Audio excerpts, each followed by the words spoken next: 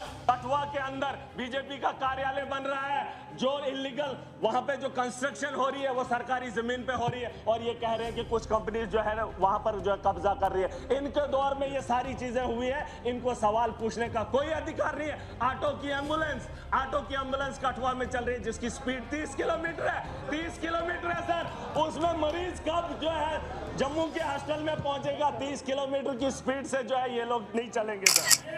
Evidence लेके आए इस हाउस में, अगर ये एविडेंस नहीं लाते तो अनकंडीशनल अपॉलॉजी करे, जहां चेयर की तरफ से इसको ये डायरेक्शन जानी चाहिए।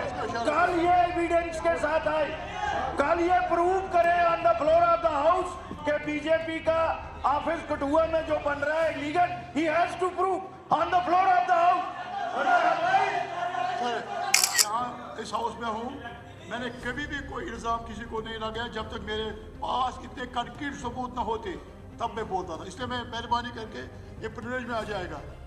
आप ये इसमें कानून है, मेहरबानी करके सारे नए मेंबर पुराने मेंबर सोच समझ के इल्ज़ाम लगाए एक दूसरे के ऊपर, बाद में आपको इसमें सजा भुगतनी पड़ेगी। बात हो रही है सर, लोकल लेवल पे टेंडर कराने बड़े जरूरी है और एक टीम बनाई जानी चाहिए जो रॉयल्टी ले, और रॉयल्टी के अंदर बहुत धांधली है। मैं चाहता हूं डिप्टी सीएम के नोटिस में ये बात लाना चाहूंगा, रॉयल्टी देखने वाली एक टीम हो ताकि उससे रेवेन्यू जनरेट किया जाए, क्योंकि पिछले 4-5 साल में रॉयल्टी में जो धांधली हुई है आप अंदाजा नहीं कर सकते हैं। मैं उसमें आरटीआई लगाने वाला हूं और पता करूंगा कि इलीगल माइनिंग या माइनिंग जो लीगलाइज है उससे रॉयल्टी कितनी उठाई गई है।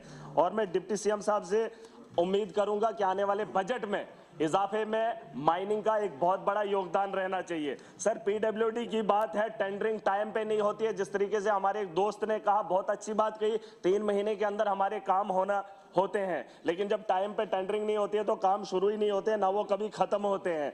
और उसके अलावा सर क्वालिटी ऑफ वर्क, इसमें R&B हो या PMJSY हो, सर सरकार रोड बनाना चाहती है, मुआवजा दे ही नहीं रही है, पुरानी जमीनों का मुआवजा अभी तक नहीं मिला, और नई जमीन कहते हैं कि स्टेट लैंड होगी तभी निकलेगी, फॉरेस्ट क्लियरेंस नहीं मिलती है, कई सालों से फॉरेस्ट क्लियरेंस की वजह से आज तक रोड नहीं बने। मैं चाहता हूं इस ऐवान से, इस सदन से वो काम हो, लोगों की आप मलकियत जमीनें छीन रहे, उनके मकानातों को उजाड़ दिया, कई सालों से मुआवजा उनका नहीं दिया, लेकिन जंगलात आने की वजह से जंगलात की क्लियरेंस नहीं ला पाते हैं। मैं इस हाउस से उम्मीद करूंगा कि जंगलात का डिपार्टमेंट सरकार का है, और सरकार अगर इजाजत नहीं देती है, कहीं ना कहीं ये कमजोरी है सर हमारी। उसके अलावा सर डिप्टी सीएम की नोटिस में लाना चाहूंगा, शेख साहब का भी एक सपना था, मुफ्ती सईद साहब का भी एक सपना था, डोडा और वो जो कश्मीर की ओर जाती है, घाटी की ओर जो हमारा रोड जाता है उसे नेशनल हाईवे के लिए, मैं चाहूंगा सुरेंद्र जी जो है उसमें थोड़ा सा अपना एक योगदान दे ताकि कश्मीर के साथ हम लोग मिले। उसके अलावा सर लेबर एंड एम्प्लॉयमेंट की जहां तक मैं बात बताना चाहूंगा, मजदूर तबका बहुत है सर। आज मैं कल की बात बता रहा हूं, कल होली का दिन था, महाकुंभ में मेला था, मेरे 2 नौजवान सर अजीत कुमार और विजय शर्मा, जिनके बारे में मैंने यूपी सरकार से उम्मीद की थी, रात को उन्होंने लाश नहीं दी, जिनकी उम्र एक की 20 साल है और एक की 21 साल है, रोजगार मांगने के लिए गए थे, उम्मीद से गए थे, वहां पर मौत होगी, लाश भी नहीं ले आए सर हम। मैं कहना चाहता हूं लेबर के बारे में कि इनके वेजेस को यहां पर बढ़ाया जाना चाहिए। हमारे यहां कश्मीर की कंपनी, कश्मीर के अंदर जो कंपनी काम कर रही है, प्रोजेक्ट बना रही है, वहां पर अगर 40,000 या 30,000 एक लेबर को तनख्वाह मिलती है, सैलरी सर, और वहीं हमारे खिताई चनाब के अंदर, जम्मू डिवीजन के अंदर कुछ लोग ठेकेदारी कर रहे हैं, और वही कंपनी, वही काम, वही प्रोजेक्ट, और उस आदमी को 15,000 दिया जा रहा है, 25,000 का घोटाला, ऊपर से ठेकेदारी हो रही है। मेरे पास सारे सबूत हैं, मैं इस ऐवान में उन्हें जमा भी करूंगा, एजेंसीज को भी दूंगा। कहां से हमारा जो है नौजवान सर तरक्की करेगा, कहां से हमारा जम्मू कश्मीर खुशहाली की ओर बढ़ेगा? जहां के नौजवान काम भी करता है, उससे उसका कमाया हुआ रोजगार भी छीना जा रहा है। आप लेबर और एम्प्लॉयमेंट की बात क्या ही करें। मैं सर इस ऐवान से उम्मीद करूंगा इसमें थोड़ा सा बेहतर माहौल बनाया जाए और लोगों के ये जो नौजवान हैं उनके बारे में सोचा जाए। और हमारे यहाँ जो प्रोजेक्ट हैं लोकल लेवल पे, लोकल्स को जो है सर प्रायोरिटी मिलनी चाहिए।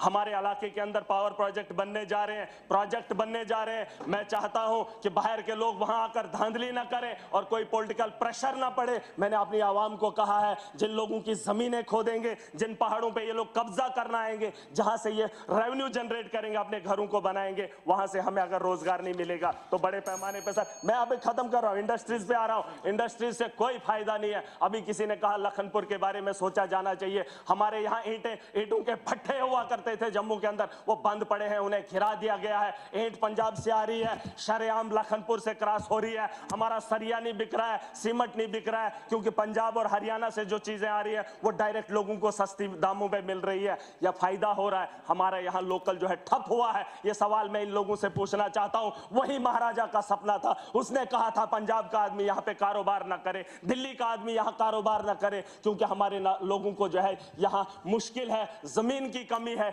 जिस जमीन से हम पैदावार कर सकते, रेवेन्यू जनरेट कर सकते, उसी जमीन को बचाने के लिए और इन नस्लों को बचाने के लिए महाराजा का सपना था, जिस सपने को तोड़ा गया और ये लोग तालियां बजाने लगे थे। सर मैं बात खत्म कर रहा हूं, सर मैं बात खत्म कर रहा हूं। और सर मोदी सरकार नहीं, सर सरकार ने कहा था कि नौजवानों के रोजगार के लिए हम लोन लाएंगे, लोन भी दिया पिछले 10 साल से।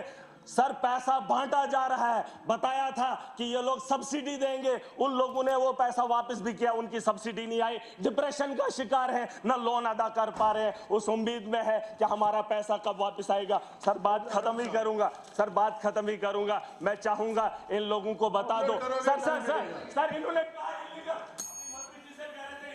कठुआ के अंदर बीजेपी का कार्यालय बन रहा है, जो इलीगल वहां पे जो कंस्ट्रक्शन हो रही है वो सरकारी जमीन पे हो रही है, और ये कह रहे हैं कि कुछ कंपनी जो है ना वहां पर जो है कब्जा कर रही है। इनके दौर में ये सारी चीजें हुई है, इनको सवाल पूछने का कोई अधिकार नहीं है। ऑटो की एम्बुलेंस कठुआ में चल रही है, जिसकी स्पीड 30 किलोमीटर है, 30 किलोमीटर है सर, उसमें मरीज कब जो है जम्मू के हॉस्टल में पहुंचेगा? 30 किलोमीटर की स्पीड से जो है ये लोग नहीं चलेंगे सर।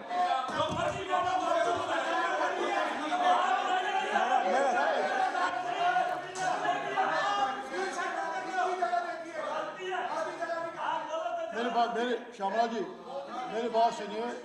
मैंने उसको कहा ऐसा मत कहिए जिससे कि कोई किसी का दिल मजबूर हो जाए, ऐसी बात मत करो, कंस्ट्रक्टिव काम करो, किसी को पर्सनल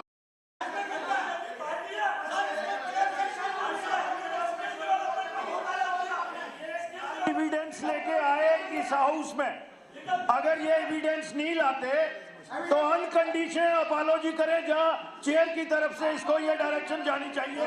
कल ये एविडेंस के साथ आए, कल ये प्रूव करे on the floor of the house कि बीजेपी का ऑफिस कठुआ में जो बन रहा है illegal. He has to prove on the floor of the house.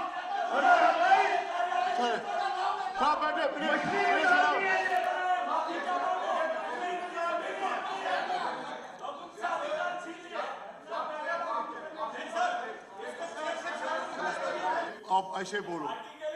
मैं यहाँ इस हाउस में हूँ, मैंने कभी भी कोई इल्ज़ाम किसी को नहीं लगाया जब तक मेरे पास इतने कंक्रीट सबूत न होते, तब मैं बोलता था। इसलिए मैं मेहरबानी करके ये प्रिविलेज में आ जाएगा।